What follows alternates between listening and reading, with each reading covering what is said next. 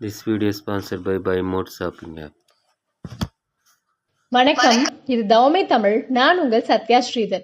நம்ம சேனல்ல தன்னம்பிக்கை பொன்மொழிகள், தன்னம்பிக்கை கதைகள் தொடர்ந்து அப்லோட் பண்ணிட்டு இருக்கோம். நம்ம அப்லோட் பண்ற எல்லா வீடியோஸ்க்கும் நோட்டிபிகேஷன் உங்களுக்கு வரணும் அப்படின்னா மறக்காம தவமை தமிழ் சேனலை சப்ஸ்கிரைப் பண்ணுங்க. தொடர்ந்து சப்போர்ட் பண்ணுங்க. ஆதரவளித்து வரும் அனைவருக்கும் மனமார்ந்த நன்றிகள். நம்ம சேனல்ல நிறைய தன்னம்பிக்கை தரக்கூடிய கதை பார்த்துட்டு இருக்கோம். அந்த வரிசையில இன்னைக்கு பார்க்க போறதும் தன்னம்பிக்கை தரக்கூடிய ஒரு கதை தான். ஒரு காட்டுல இருக்கக்கூடிய மரப்பொந்துல கழுகு ஒண்ணு வாழ்ந்து வருது. அந்த கழுகுக்கு கடவுள் நம்பிக்கை ரொம்ப அதிகம்.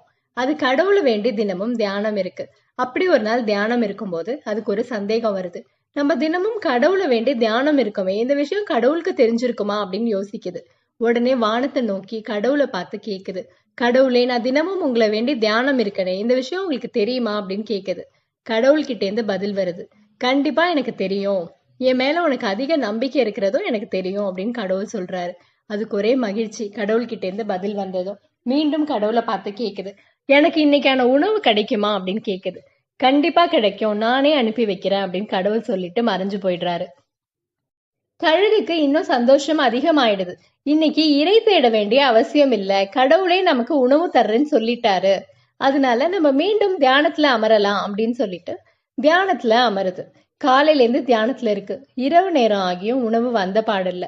அதுக்கு ஒரே கோபமா இருக்கு. வானத்துல இருந்து மீண்டும் ஒரு குரல் கேக்குது. கடவுள் கழுக பார்த்து கேக்குறாரு, உணவு உனக்கு அனுப்புனனே வந்துச்சா, சாப்பிட்டியா அப்படின்னு கேக்குறாரு. கழுகுக்கு ஒரே கோவம். கடவுளை பார்த்து சொல்லுது, நீங்க என்னை ஏமாத்திட்டீங்க, பொய் சொல்லிட்டீங்க, எனக்கு எந்த உணவும் கிடைக்கல, நான் பட்னியாதான் இருக்கேன் அப்படின்னு சொல்லுது. அதுக்கு கடவுள் ரொம்ப அமைதியா ஒரு பதில் சொல்றாரு.